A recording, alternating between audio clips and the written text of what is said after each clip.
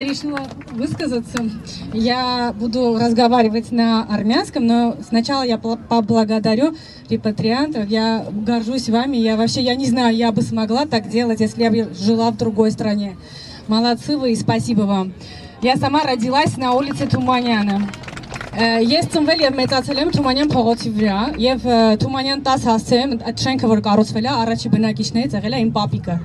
Իմ պապիկը, որը որ ունեցել է 3 տղա ու այդ 3 տղան ունեցել են լիքը երեխեք այս Հայաստանի ու այս երկրի համար։ Ու հիմա մենք ենք շարունակում, մենք էլ ունենք մեր տղաները։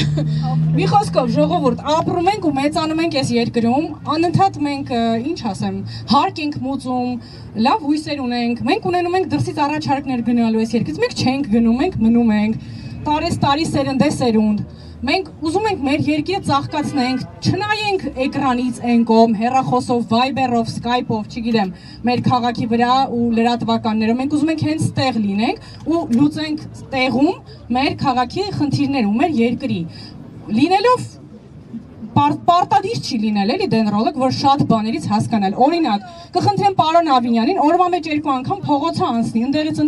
ընդեղ, ու արևի տակ կանգնի, տեսնի ինչ է կատարվում իր հետ ու անցնում ասենց։ Այս ցախավելները, որ տնգած են, դրա տեղը կարող լիներ կամար, կանաչապատ, այդտեղ կարող լինեն ծառեր, մարդ անցնելուց հաճույք ստանալ։ Դեռ թեղիներ էին, որոնք թող թեղիները լինեն։ տնկեցին այդ սապը։ Հիմա այս արդեն որի-որ տարին է ցախավելն է, ես որ այդտեղ գործ եմ ունենում, չգիտեմ ինձ որ պատով տան ոնց անցնեմ, որ այդ արևի տակով չանցնեմ, որտեղ արևը շատ վնասակար է ու արդեն նաև իմ համար, որտեղ իմ առողջության վրա դա ազդել է։ Ես հիմա արդեն հետազոտվում եմ, ստուգվում եմ եւ այլն։ Այդ երևի այդքան էլ հետաքրքիր չի, բայց ասեմ, երբ բոլորիս է դա սպասում, ժողովուրդ, հերթով բոլորիս։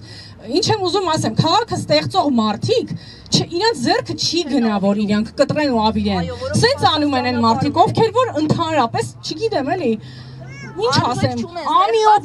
ամիոբա, իրանք ոչ զգայարան ունեն, ոչ մտածում են, ոչ հասկանում են։ Այդ շենքում ապրել ենք, այդ բակը մաքրել ենք, այդ ծառերը տնկել ենք Թումանյանով, հետո Իսահակյանի վրա եմ ապրել, լիքը ծառ ենք տնկել։ Ալեք Մանուկյանը ամենաողբերգական ձևով է կտրվել, նենց տպավորություն է, ոնց որ այդտեղ ինչ-որ եղերն է եղել։ Ու որ ծառ են կտրում, ինձ թվում է դա մարդու են վնասում, ոնց որ մարդու կտրեն։ Իմ մոտ շատ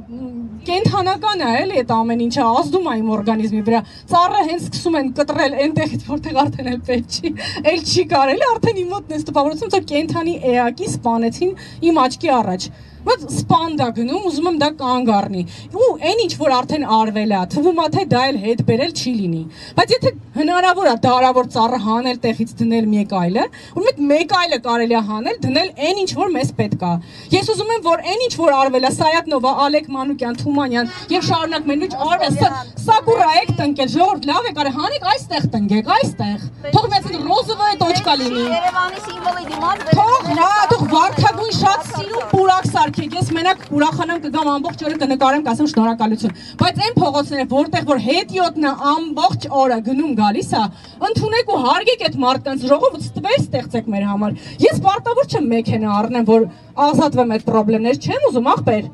Ուզում եմ քայլեմ իմ քաղաքում։ Ու խնդրում եմ հետ վերադարձեք ծառերը, ոնց հանել եք, տենց է հետ բերեք, էժան ու մեծ ստվեր ստեղծող ծառ բերեք, չեմ ուզում ձեր թանկ բաները, իմ բյուջեից։